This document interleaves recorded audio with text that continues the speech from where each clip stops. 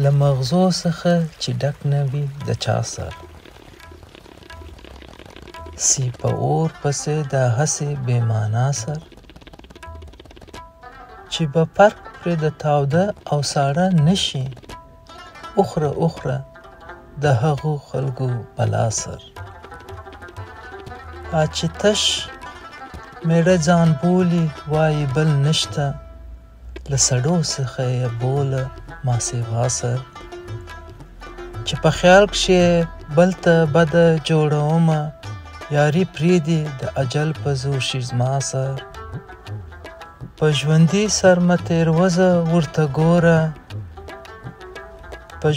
سر مه تېروزه ورته ګوره چې تر خاورې لاندې پټ دي هزارها سر